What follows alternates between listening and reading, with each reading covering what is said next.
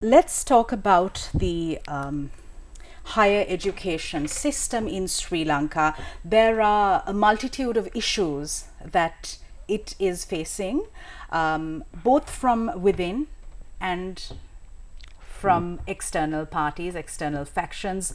Speak to us about the university education paradigm as at now. Okay, I will probably go a little back to the historical moment of the establishment of higher education in Sri Lanka. It happened before we even obtained independence in 48. But in 43 there was the Kanangara report on higher education, which was a parliamentary report, and they devised the paradigm for the framework for education itself. But there was a good segment on higher education, and education was seen as a tool to empower the population of this country and also create an intelligence, that is necessary for the new country, the new independent country, and also give ordinary people a path for social mobility, so they can, uplift themselves from from wherever they are, and also see and go into different professions, but also train themselves in such a way that they can create become part of the intelligentsia as a whole. So you might become a doctor, you might become a carpenter, but you might also be writing to the newspapers about various things, right? Or write a book, take part in a singing contest, but do it within this understanding of national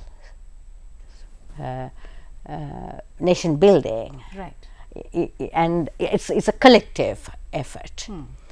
There may have been problems with it, but that was the vision. Okay. And today what we have is, and I feel very strongly about it, so today what we have is that vision of a collective effort of nation building is gone. Right. It might be somewhere there, but the thrust is you just become a cog in the wheel of the labor market. Right, and so it's not a collective vision of creating an intelligentsia, but of people who would do multiple things, but become just a mechanical object, where you would be just doing the same thing again and again. So what is happening and this is coming from the state forces, from the government and various different governments, not just one government. And they are also getting the message from the corporate sector, which says we need a labor force, we don't need an intelligentsia. We don't want people who are thinking so much as people who can do things in a repetitive form and in a way that serves the market forces or something. So what happened, I think, to some extent, is previously, and I don't want to create a romantic picture of the previous paradigm because it was full of problems. Right. But what happened before, at least in terms of vision, is that people could become a doctor, people could become a CEO. Okay.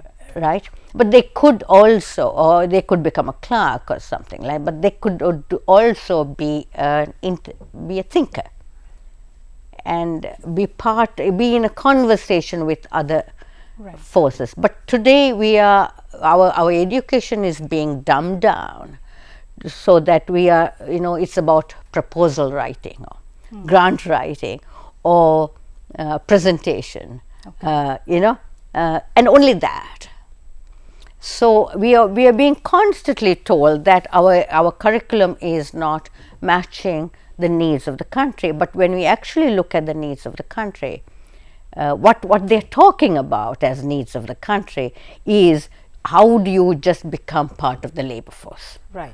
Maybe at higher level, because these are university graduates, but the labor force.